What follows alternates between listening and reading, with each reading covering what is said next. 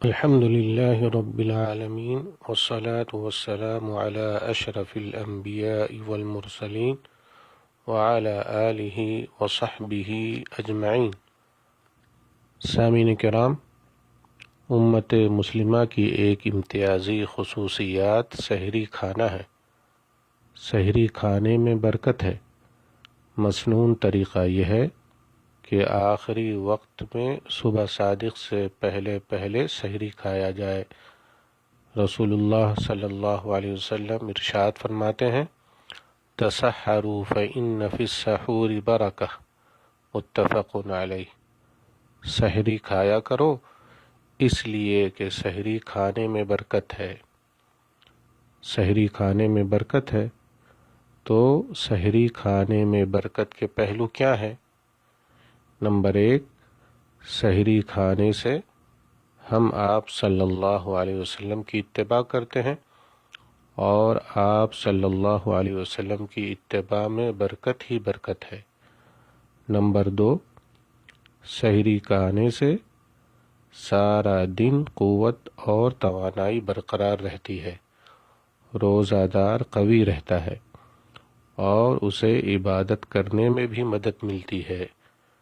Number 3، سحری کھانا یہ سحری کے وقت نیند سے اٹھنے اور بیدار ہونے کا سبب ہے، اور یہ وقت دعا و استغفار کا وقت ہوتا ہے۔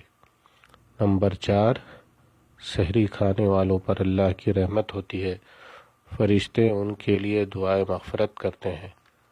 نمبر 5، سحری کے وقت اٹھ کر سحری کرنے پر آدمی نماز فجر باجماعت پڑھ لیتا ہے، لہذا سحری کے وقت اٹھ کر سحری کرنا چاہیے۔ کچھ نہ ہو تو کھجور کھا کر یا پانی پی کر سحری کر لیا جائے، اور سحری کی برکت سے اپنے آپ کو محروم نہ کیا جائے۔ سامعین کرام، غروب شمس کے بعد بلا تاخیر روزہ کھولنے والا دین و دنیا کی بھلائی میں رہتا ہے۔ غروب شمس کے بعد تاخیر سے روزہ کھولنا یہ اپنے آپ پر مشقت اور سختیوں کو بڑھانا ہے، جو کہ خلاف سنت ہے۔ اصل برکت اتباع سنت میں ہے۔ نبی صلی اللہ علیہ وسلم افطار اور مغرب کی نماز میں جلدی کیا کرتے تھے۔ رسول اللہ صلی اللہ علیہ وسلم ارشاد فرماتے ہیں، لا يزال الناس بخیر ما عجل الفطر، متفق علیہ۔ لوگ برابر بھلائی میں رہیں گے جب تک وہ روزہ کھولنے میں جلدی کریں گے۔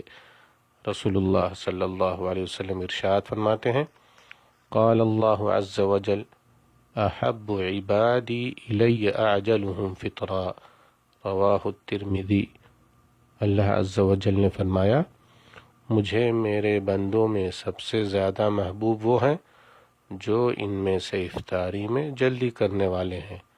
اللہ تعالی ہم سب کو سحری اور افطار کی خیر و برکت سے حظ وافر عطا فرمائے، آمین۔